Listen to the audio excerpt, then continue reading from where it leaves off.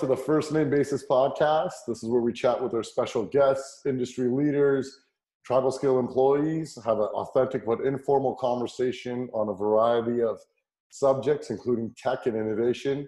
I'm SHEETAL, JAITLY, CEO and founder of TribalScale. And today I got with me Raj Singh, who's the CEO and co-founder of the Loop team. So Raj, welcome to the podcast. Thanks for having me on, SHEETAL. Looking forward to it. Yeah, Raj, you and I met a little while ago.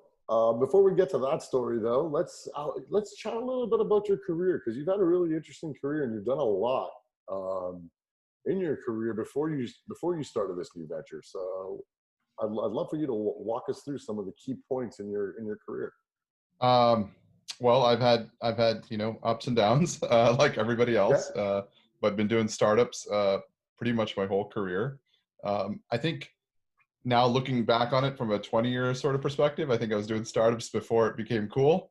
Yeah. So if you think about it, 2000, literally dropped out of master's, and that's when I started my first company, a file sharing company, which all of us effectively died because of the music industry.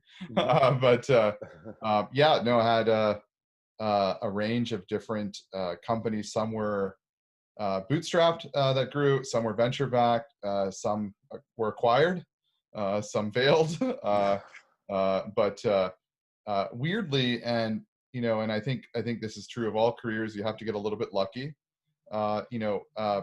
Just the stuff I was working on in 2000, 2001, 2002, and just sort of all the way through 2005 was in the area of mobile, and my undergrad thesis was on the Palm, and nobody really knew at the time that mobile was going to become this like crazy huge thing and blow people up. Palm did people.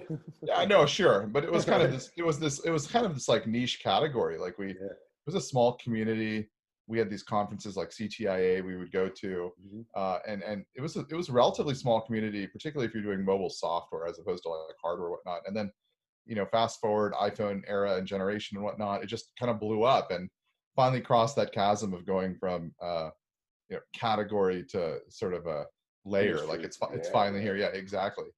So that in many ways was a blessing in disguise, because that really helped with a lot of the things that I worked on as a later into my career, and even with my last company, which was a smart calendar called Tempo, which was acquired by Salesforce. But now fast forward, things mobile, right? And so it's no longer a category. So I've been really focused on the productivity space. It's just a personal passion of mine. It's kind of started with what I was doing with my last company, and we took it forward with Loop Team. So let's go back. You and I met in Barcelona. It was one of at Mobile World Congress. At one of them, it's all a blur after you go to a whole bunch of these, and you know that too. But we met back in Barcelona, and I remember talking to you back at that time, and you were working on Tempo, and before that you were talking to me about like you did a whole bunch of cool stuff in mobile, and that was like around even like mobile websites before mobile websites were websites, and some of the stuff. What were some of the challenges you found there that like now are just everyday practices? Because back then you probably were yelling and screaming saying, hey, there's a whole ecosystem here, and nobody was really listening to you. Yeah, multiple things. So I think everybody's benefiting from the fact that you have cloud hosting providers like Amazon and Twilio, and who can basically let you build your stuff overnight. You really don't need to go and build out a whole stack. In 2000, when I had my Dell and get these when I had my first company, I used to have I don't even remember. It was AboveNet, I think. It was a hosting facility here in San Jose. And I'd have to drive over there, and I'd have to install these rack servers, and it was a whole crazy thing. Now, just building software has gotten a lot easier. I think when I think about in 0405, and this is kind of just a totally orthogonal story, I had a ringtone company. And back then, things weren't very interoperable, and people probably don't even know what the heck I'm talking about if you're kind of born in the iPhone generation. But what I mean by that is ringtones were all the jam. Basically, if something worked on one phone, there was no guarantee it'd work on another phone. And so our testing process was you'd buy all these phones, and there's actually this whole ecosystem of companies that formed basically with physical devices in the cloud, like hosted at data centers all over the world. So you could test with different combinations of devices and carriers and all this craziness. Yeah, And so because just because you got it working on a device didn't mean it worked with a specific carrier. yeah, correct, Like, correct. All these there's like combinations. all these combinations you had. Yeah, it was just crazy. And so I had, through that ringtone company, it was called Tone This. Through that ringtone company, had something like 200 phones. And I remember one time I was traveling to do some testing in Europe. I decided I'm just going to do my own little road trip through Europe to do some testing for my ringtones, and got stopped at customs in the Netherlands because they said, "Why are you traveling with like 50 phones?" I'm like, "What are you doing?" And I'm like, right? But they're all full burner circle, phones. I'm a pure drug dealer.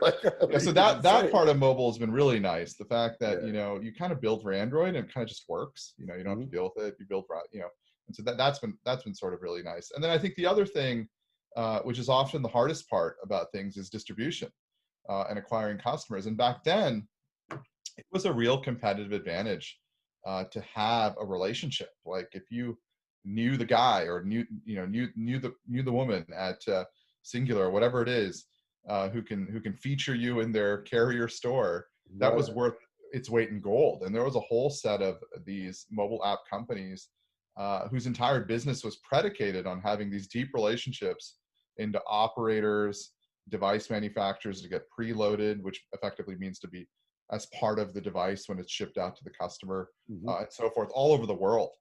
And that's all gone away because the App Store is effectively, egalitarianized, or whatever the term is, distribution. And so that's been really beneficial, I think, from a mobile perspective. So, both from a testing perspective, development tools, and distribution, it's improved across the gamut. And that's why I think this is in part why it's really moved from being a category to a layer. Now, people, there was even a short period people were talking about mobile first.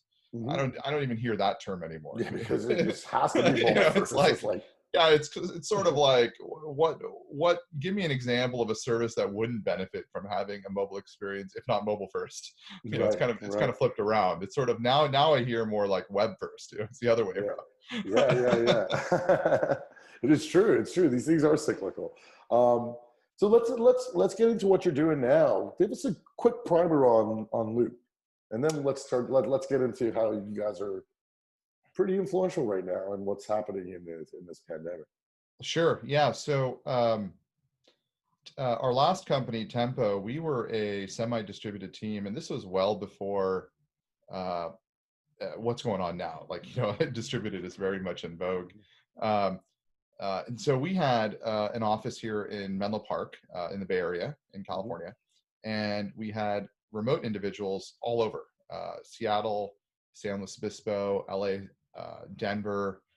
We have a person in Italy, India, all over the place, as you would expect, right? And there wasn't there was a handful of companies that were kind of in this gamut. I mean, there were startups here and there, but there was not a lot of published content. Unlike now there's just repositories of content as the sort of best practices. So what we did to try to recreate that office feel, because these remote team members couldn't be there, was we had a 24/7 running water cooler.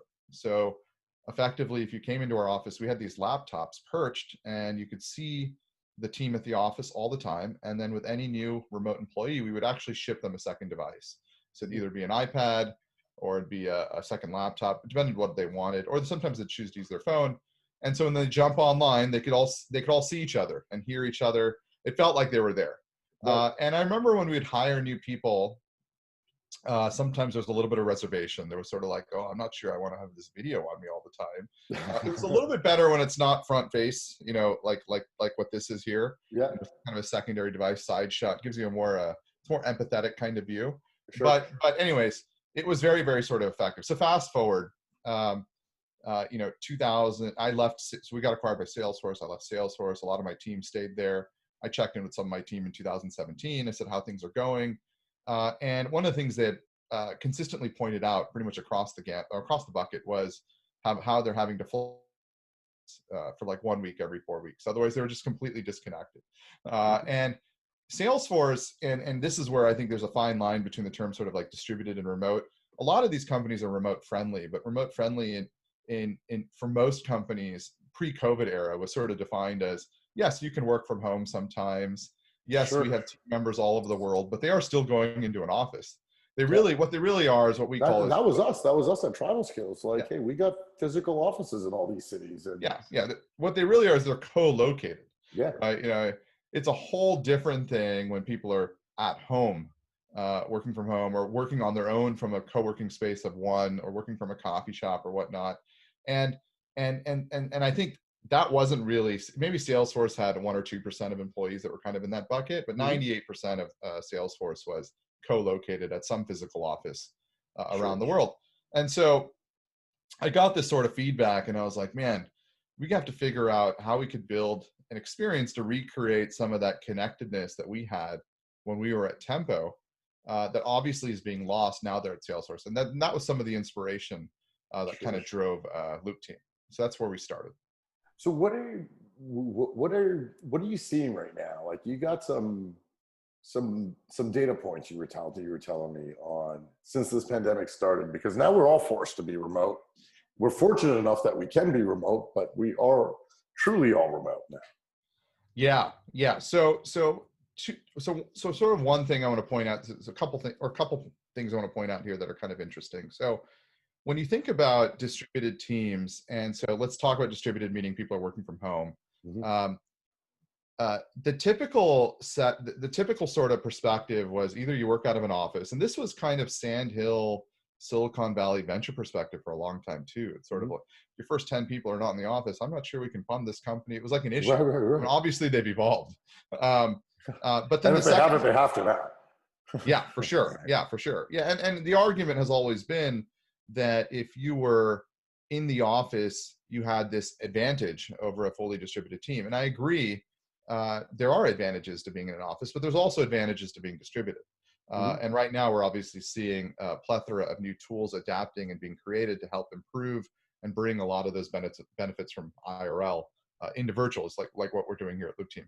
But what I was going to point out was the second configuration that was also very common was partially distributed. So you'd have a team that's primarily in an office, and usually if the founders or the senior management, wherever they're based, that sort of becomes the sort of like influencer, sphere is kind of like and then you have these individuals, because recruiting was so difficult, or you found this person you really want to work with, or it's a former colleague or whatever, few individual remote nodes. And those are the ones that suffer, because this is the worst case, because you have a significant disadvantage being the remote person versus all of the sort of office water cooler You chat. often felt like you're just left on this island all alone, right? Exactly, right.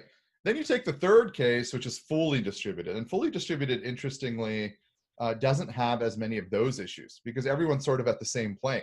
Like, we can't have a water cooler chat because we're not both in an office. We're all remote, right? And so that category was definitely the smallest. So if you look at like, companies that were larger than 100 people that were fully distributed pre-COVID, it was a handful. And it was like maybe 20 that we would follow within tech, at least.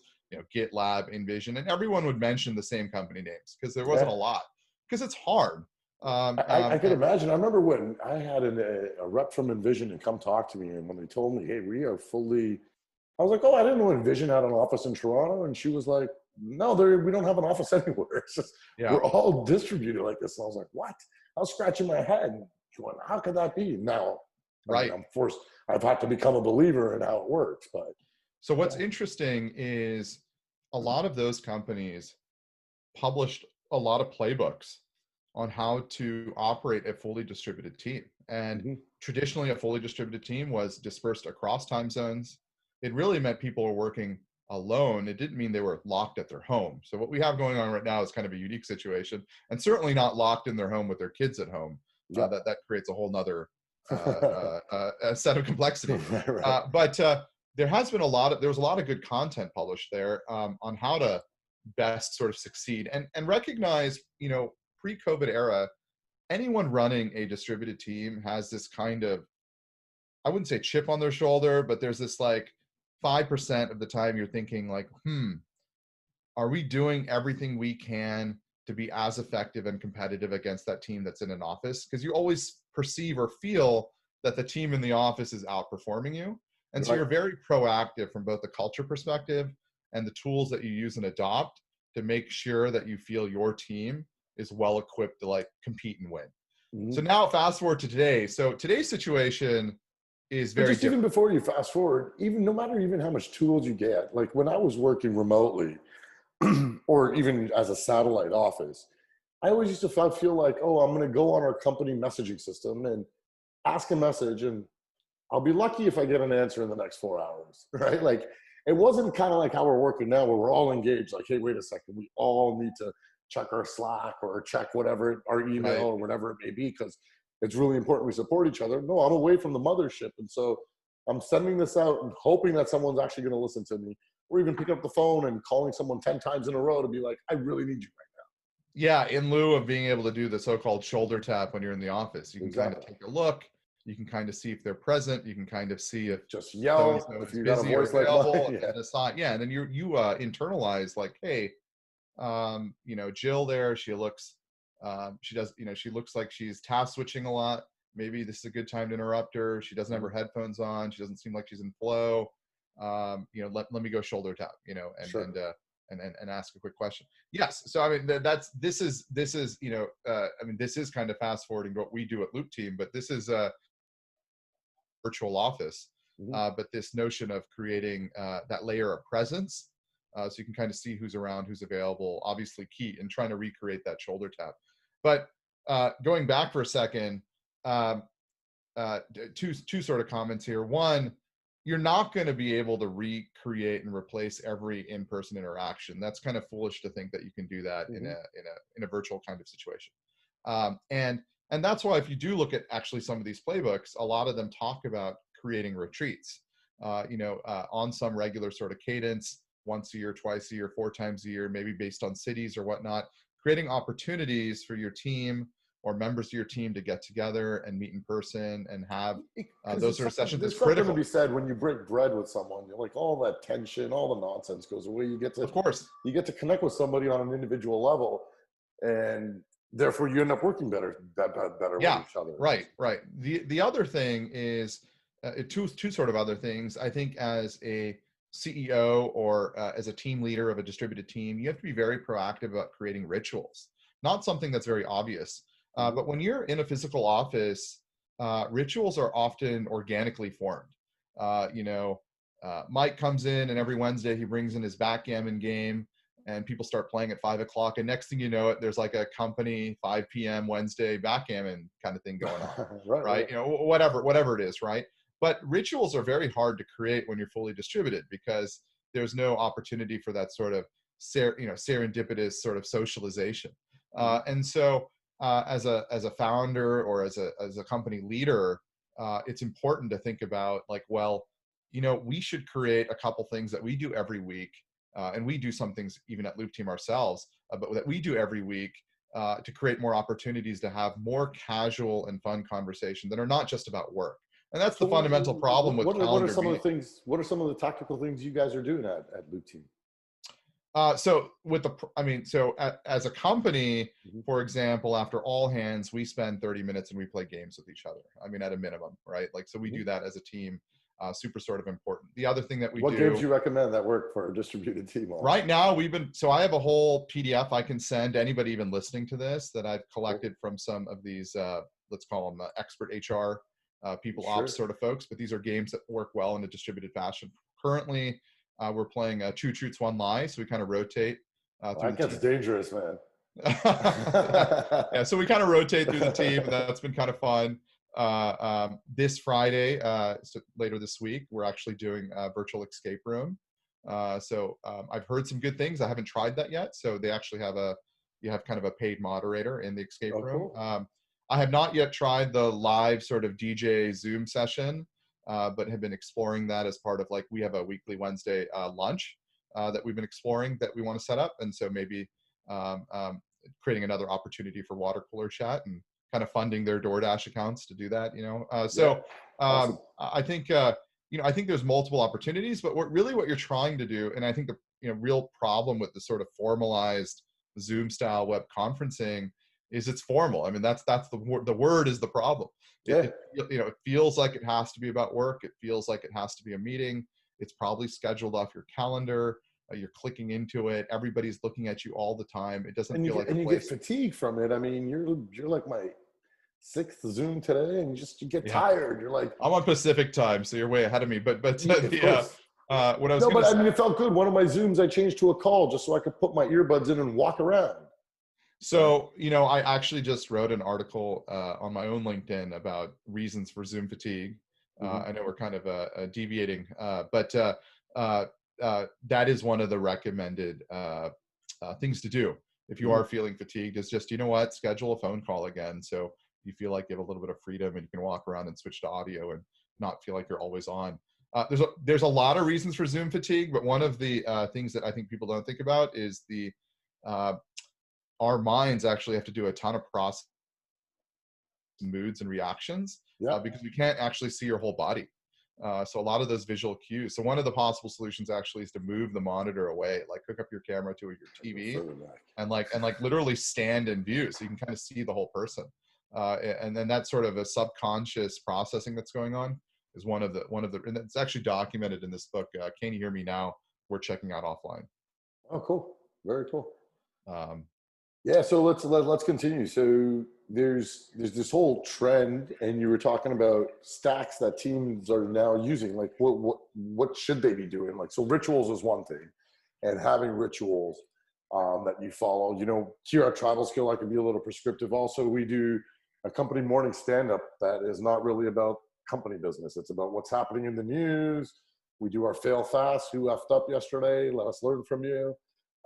We give some recognition to each other who stepped above and beyond. And then last but not least, it's just company announcements. And it's quick, it's 10, 15 minutes, but it energizes all of us. And sure, the side conversations on what's happening in the news becomes that water cooler talk, right? Yeah, it's important that, it sounds like it's important that you have at least, some opportunity to see your team at some level every day if you can. I mean, it's not required. And sometimes it's, one of the things that's very unique with this pandemic and the situation is fully distributed teams pre-COVID were very distributed.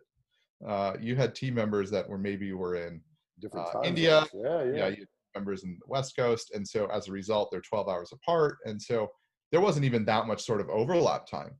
But yeah, I think what you're seeing in terms of this tool stack is there's a few different aspects of this. So there's a lot of data that shows that distributed teams have to document more than in-person teams, which makes perfect sense. I can't communicate to my team in India verbally, and so I need to make sure I write everything down. And so you're seeing a real surge in tools that help with just sort of asynchronous capture of documentation. Document every meeting, document every decision, document into whatever the tool of record is, whether it's Jira or whatever it is, but just document and capture and make it open and make it transparent. It's okay if it's a good thing if other people can come in and see the output of a range of different meetings and discussions and whatnot if they want to dig in. And that's why you're seeing, I think, a real surge in adoption of tools like Notion or Slight or others in sort of that bucket of just sort of internal wiki to just kind of capture everything. Collaboration tools, obviously, just the nature of asynchronous work. So digital whiteboarding, for example, I don't know if you've seen companies like Mural and others, but we're explaining. We haven't decided on like the one for us, but it's cool. We got a bunch of teams saying, "Hey, we're gonna go pick our own stack and let's debate which one's better or not, or for worse." So I think I think that's a whole interesting category that's obviously seeing a lot of growth. Just enabling people to be able to quickly sort of visualize ideas in a collaborative way. And, a lot of the inspiration around some of these tools is coming from Figma. Figma allowing this sort of multi-party view kind of mode. People can design at the same time and you can see what people are doing, which is really, really neat because in many ways it's like an always on screen share, which is very powerful from a collaborative sort of perspective. And I think you're going to see stuff like that even happen in sort of a paired programming and things like that. One of the things that people get surprised with what we're using is Matthew, one of our engineers. He was like, "Hey guys, let's start Discord. Let's start using Discord." And everyone's like, "Ah, that's for gamers." And we started using Discord just as rooms to even just Now I don't got to schedule a Zoom meeting with you or even send you a Slack message. I could just jump into your pod and be like, hey guys, I got a quick question, and just start talking. Exactly. Yeah. So really, what you're leading into is this new category, which we're calling virtual office, Mm-hmm. which is the category that Loop Team is in. And what we're really focused on is just trying to bring the best parts of IRL into virtual, the things that you miss. And and we talked about this earlier, but some of the things that you do miss is it's of who's actually around and available. Mm-hmm. It's hard to get some of that empathy around where people are from a time zone perspective. You Yep. know, I need to catch up with somebody, but they're 4 hours ahead of me and I don't realize it's their end of the day. And so it creates empathy that might be near the end of the day, making it really easy to do those shoulder tap conversations. Like, you want to For be able sure. to just sort of click and have a conversation. You don't want to go and have to create a URL, copy the URL, send a calendar invite or paste the URL, join, wait for the other party, all of that, right? And then, of course, there's all of these discussions happening within the office, but a lot of that content sometimes gets lost. Some teams are getting better about documenting and capturing. So Yep. providing meaningful ways to disseminate some of that to create more transparency around the office is good. And I think one of the things that is going to come out of this COVID crisis, at least from a company perspective, there's all the obvious stuff, but one of the lesser obvious stuff is just a greater adoption amongst companies of creating a more open and transparent culture. For sure. I mean, you kind of have to. The You cool have thing, to. You you have to. have You to. can't. You can't. Yeah. Conversations really need to be opened up. That's the way we're going to have serendipity and water cooler chat, right? Where it's going to be much more difficult to, if everyone's having private conversations everywhere, then you're going to feel disconnected. Absolutely. And I think you're getting a window into other people's lives. I laugh when the kids come running by, or the dog starts barking in the background, or Yeah. Amazon's ringing the doorbell. You making fun of me that I'm not using my Peloton enough. A whole bunch of things, right? Like, Yeah. Well, there's certainly, I think, the data was showing that video is very important in distributed teams. There's a lot of debate around this. And I think it's kind of top down cultural sort of decision, but it's definitely the trend. And it's the way to see, you need to see each other. It's the only way to sort of stay connected. And I think, at least in the last 2 months, I'm seeing a greater acceptance around people. It's okay if you have a messy bed behind you. It doesn't need to be this like professional view setting or whatnot. right.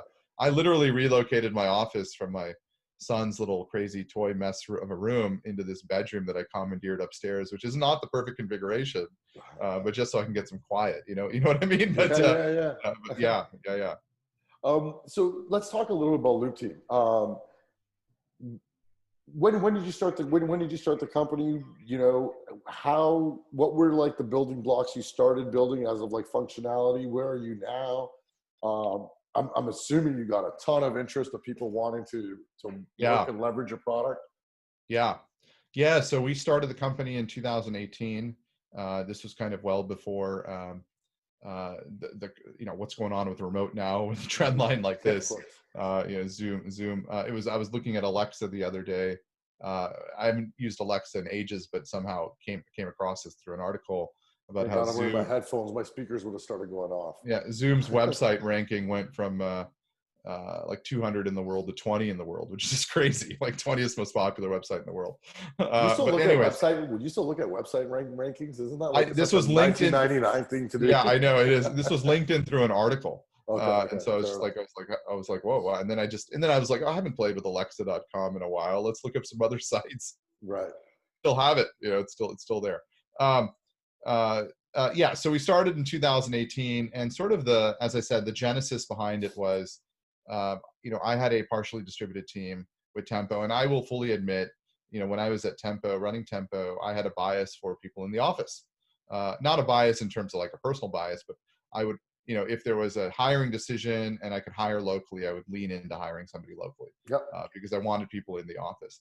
And so, uh, fast forwarding 2000 first team, my remote people are not as happy as they once were. They felt more disconnected. And so we kind of started there. And so we went and interviewed, at this point, hundreds of remote individuals and asked them, like, what were their same sort of themes would come up. Now, recognize at that time, some of these folks were part of fully distributed teams, but most of these individuals were part of partially distributed teams. So there was some HQ, but they were like a remote tentacle node, sitting in XYZ city all alone, whatnot. But the same sort of things would come up over and over again. It would be stuff around not knowing who's actually around, who's available, not sure who they can interrupt or talk to, not having a quick way to necessarily connect. And you remember, the other thing to also recognize is Slack has helped a bunch with this, right? Because there was also a pre-messaging era that made even the whole asynchronous part even harder, right? And there was other sorts of pain points too, like not feeling accountable, and accountability as we're, people are dealing with this right now. But they're getting interrupted or disrupted, not being able to maintain work-life balance. I think that is one part of this sort of. That's hitting home hard right now. I mean, most people I talk to are like, roll out of bed, start working, roll back into bed, and eat 8 meals throughout the day doing it.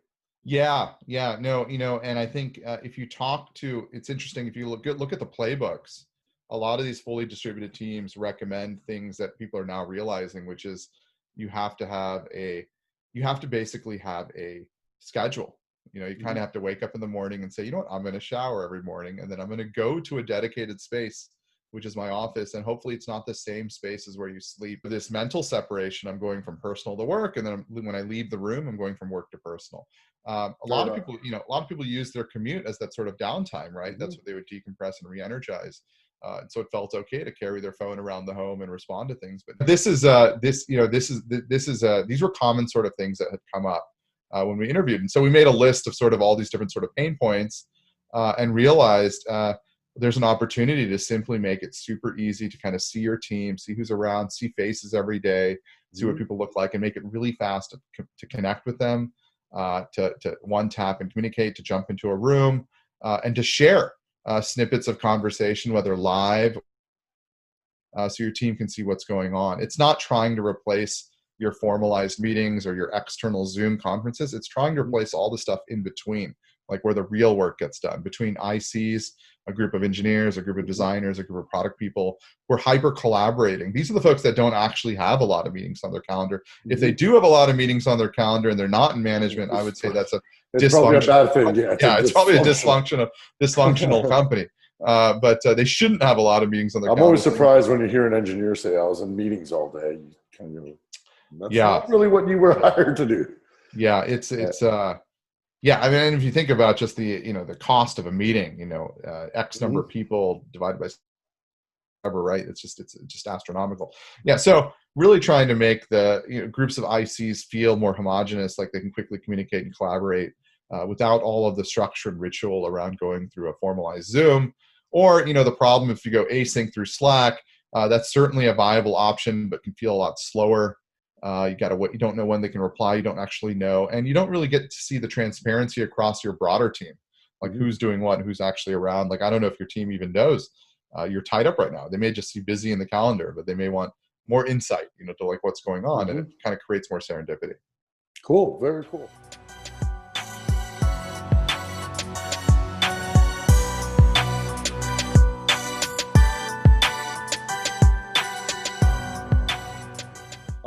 I want to take a little pause there just for people to get to know you better. So I'm going to do I've been doing this recently where I do some rapid fire questions since they're going to be just out of the blue. I'm terrible when it comes to pop culture, so I hope it doesn't go there. I'm making them up as we go. So let me throw you some easy ones. What are you binge watching right now? What am I binge watching? I just finished, I'm behind the curve. Mandalorian, I just finished it 2 days ago. Okay, cool. The Star Wars episode 6 sequel kind of storyline. I'm so behind on Star Wars that I don't watch Star Wars. But to be honest, I mostly watch nonfiction. I'm kind of boring. I watch like Discovery Channel and National Geographic. I love it. I don't watch that much TV. I do that too. I find that sometimes it helps just to go watch like those border security shows, and I just love watching these customs guys. Yeah, I've been watching Star, Man versus Wild. These kinds of these shows, but they're not. All right. The second you could travel again, where would you go? Probably Hawaii. They have the 14-day quarantine right now. I've been to a lot of places. I guess I've been lucky from that perspective. My wife is British, and so I've had an opportunity to live in different places too. there's something comforting about English speaking. I don't mean that in a negative way, but I don't have to deal with those hassles. And then just kind of knowing the place. And I think Hawaii has as good beaches as anywhere you'd find in the world. I mean, I'm sure there's better. I've been to a lot of great beaches. So definitely great hikes, and I really like the outdoorsy, and the culture there is super friendly, and you do feel relaxed because it's just so chill. It is so chill. It's and the time difference kind of gives you, as we were talking about, like being in a distributed team, the time difference kind of makes you say, after a certain time, I don't give a F anymore. I'm actually, and I think unplugged. You're asking me in the moment, right? And right now, my priority isn't to go sightsee. My priority is like, where can I go relax? Right. So I think that's a good place to decompress. Cool. Let's give a shout out to a small business around you. As soon as you could go eat somewhere, where would you go eat? My son's favorite Asian restaurant is called Nutrition. It's here in Cupertino Village, which is across from the new Apple spaceship. And so they still have takeout, but it's just not the same. It's not. And I've also come to realize with takeout, there's a lot of there's certain dishes that just don't do well in transport. Just the sort of between the vapor and the. It's not meant to be eaten that way. It's meant to be eaten served fresh on a plate. And so I do look forward to being able to go back. Cool. Oh, awesome. Raj, thanks for doing that. Let's go into back to Loop and how you guys are seeing this demand. Has your product already at the point? I know when I was on your site, I was looking like, hey, you could sign up as an alpha customer. Yeah. Where are you in that process right now? How are you onboarding customers? How are you even choosing who could be the right candidate to jump into the product? Yeah. So, we use much more specific survey where you couldn't, we were looking specifically for fully distributed teams, maybe partially distributed, but leaned mostly distributed.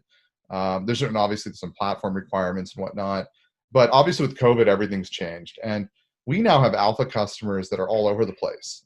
We have a team, I think, in the San Jose mayoral office. We have a University of Washington. We have large public tech companies that use Loop Team. We have a law firm. We have awesome. I think we have one in every sector. I think we have one in healthcare and finance. I don't even know the full list of all our current running alphas, but we have quite a few teams all over in different industries, in different parts of the world. And this is all because of, in many ways, this sort of surge, I think, to outside of sort of early adopter tech was the result of this COVID. I hate to say it, obviously very negative event, and wouldn't wish this on anyone, right? Should rather go back and never happen. But for us as a business, it's been pro-cyclical from that perspective. We're in that bucket of 20% of companies that's growing, and I think it's because we're hitting a real need. People want a quick way to shoulder tap each other, communicate, share, collaborate, and that's what we're trying to do. We're trying to recreate that office experience. No, and I think it's awesome that there is. We even have a company like yours that's out there helping people do that, because it's actually it's causing. I mean, there's cases out there now. It's causing mental stress. It's causing issues. There's a whole bunch of other things that it's solving, just besides you just getting your work done, right? Yeah, I think people. I think one of the things.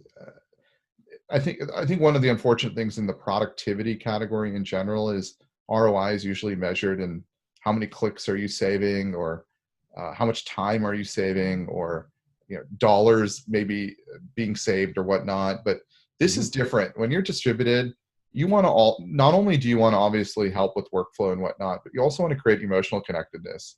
You want to create empathy. You want your teammates to get to know each other. One of the very early Slack add-ons or bots that went pretty popular was a bot called Donut, which all it would do. We use it. Okay, yeah, right. Yeah. I mean, very simple, but it just creates cross-networking opportunities within the team. And just for those of you who don't know, Donut just connected two people together and was like, go for a coffee. Correct. Yeah, and have a conversation with each other. And so the same thing is happening here in a virtual sense, right? Can I create opportunities to get you to know your other team members if you're larger than a 15-person team, but also there's just a certain number of team members that you don't normally communicate with, right? I'm not in engineering, so to speak, and so I'm not communicating with every team member every day. But when I was in an office, I could walk over to the coffee room or the ping pong room or whatever. We had a little ping pong area, and I would bump into them, and I could communicate, I could chat, and I could have discussion that was about games because I knew that was a common interest. Right. So I think trying to, and I'm not going to advocate or say that we've perfectly nailed all of those use cases, and there's a broader virtual office category and multiple problem, but we are systematically trying to go through a lot of those pain points around office IRL that you lose when you're in a virtual setting. For sure. For sure. You and I started having a really interesting and controversial conversation yesterday. And this was yes. around what tech companies will flourish and which ones won't make it. One of the conversations and one of the companies we started talking about was Lyft. What are some of your thoughts around some of these, the companies that are going to make it, that aren't going to make it, which let's even just pinpoint a couple of examples, and let's pick on the big ones because heck, they're big. I don't believe a company like Lyft with so much venture money, or now being a public company, or even Airbnb, will truly not make it. But it is scary, or let's say more unfortunate is probably the word, that so many great businesses, whether it's companies like Bird, these scooter. Some of the scooter companies have been acquired recently, so I'm not sure who owns who now. But scooter companies, or even WeWork, office co-working, which is ironic because it seems like every landlord is going to have to try to go to some sort of a WeWork model now. I don't know what's going to happen. I do have some data here, but yeah, I sort of finish my last point. It's unfortunate that some great businesses are really struggling right now, and it almost feels like a dice roll, because you have some businesses, this has become just incredible, right? Mm-hmm. If you're a company that sends SMS, everyone needs check out Twilio and Zoom, or Shopify. If you're a company that enables people to buy online, so in many ways, there's the kind of anti-COVID sort of portfolio. But it is unfortunate. In the unfortunate part is for startups, and I feel like this is affecting startups much more than it's affecting large companies, because most startups are not yet profitable, or many of which are not even really revenue generating. For startups, it's really difficult because it feels like a total dice roll. You just which side of a COVID did you land on, and now you have to you're a travel focused startup focused on flight bookings, or for corporate travel or whatever, and it's like just gone away, right? So like, what are you going to do, right? And so I do feel it's almost unfair what's happening here. We will see. I think right now you're having a fast surge into digital online, but now with things reopening, there might be a little bit of contraction back, and so maybe things will shift back into more of the sort of older businesses like airlines and oil and whatnot, getting some of their stock mojo back. I'm not sure, but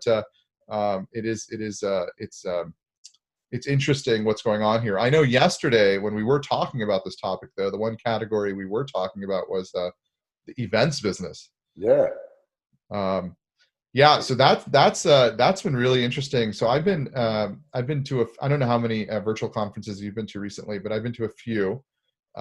Maybe 4 or 5, a handful over the last few weeks. I've done 2, and the problem with virtual conferences that I have is that I say, oh yeah, I'm going to give it my attention, and it gets my attention for little snippets in the day because life starts happening, and it's so easy to just click away and go down your rabbit hole of work and not pay attention. Here's the sort of everyone knows but nobody says it kind of reality. When you're at a real conference, only a very small percentage of people, first of all, are even in those panels, like attending those panels. A lot of people the work is happening outside the panel. Outside the doors, Right. And then when you're in the panels, a very small percentage of people are actually kind of listening. Like most people are on their phones doing stuff, and they're thinking of it more as opportunities to network, either with one of the speakers or with some of the people that are attending the event. Within that panel. And so, or just hearing for ideas of inspiration that they're just quickly going to jot down and say, it's a very serendipitous sort of way. And what you're describing in a virtual sense in many ways is the exact same thing. I mean, it's the same metaphor. to be asked to go and listen to a virtual panel for a full hour, like even what we're talking about now, it might be very difficult, right? Because you're usually multitasking, and it's harder to stream this thing kind of behind the scenes as it is in a physical place.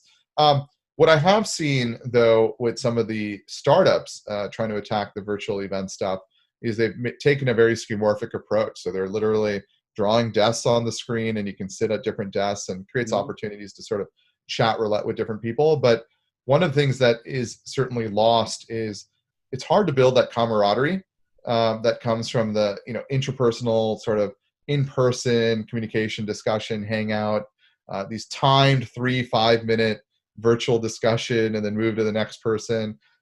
At best results in a LinkedIn ad, which really isn't worth much anymore, as we all know. So it's going to be interesting to see how this all plays out, and whether it moves into smaller, more focused events, and just corporate travel in general. I'm curious to see how this resumes and in what fashion. It's also, I was saying that and you said this yesterday too. I'm a big believer that my network is my net worth, and you were saying, hey, you kind of just fumbled your way into your network. You didn't even realize, hey, wait a second, I got a very valuable network that we've built. It's going to be a challenge for these new graduates or for people who are starting off in their careers and haven't established a network. They're going to have to find creative ways to network now and start building a community around them. Yeah, I think so. I think with Gen Z, or what's Gen Z, the sort of the latest generation, they have a lot of other opportunities and ways to create social networks. They have other things they're using, social applications like TikTok or whatever it might be. But from a professional perspective, most of your network is either built at the workplace, so it's the people you work with every day, which of course, if you're not making any changes to your tool stack and you're operating your company the same way you were operating it 4 months ago, so it's just Zoom for work or whatnot, these relationships are going to be certainly more superficial than they would be if they were in the office. And the second way is obviously through attending events, getting out there, meeting other people and whatnot. And so I do worry, about the sort of Gen Z not having that opportunity to really build that professional network, because to your point, in many ways, you lean on your network for serendipity at a minimum, and to create and open doors. I mean, there was some data point I read, something like, it's obviously false, probably not accurate. This was among startups, but like something like 70 or 80% of management or executive positions at startups are filled through network. It could be correct. I'm not sure. It could be. I mean, one of the good things about being a strong leader is being able to find better talent. Correct. You're able to do that through your network. I mean, that's probably not just coming through an application that you got on your site, right? Yeah. So I think, I don't think zero socialization is gonna it will work. Like, I don't think it's even possible. Right?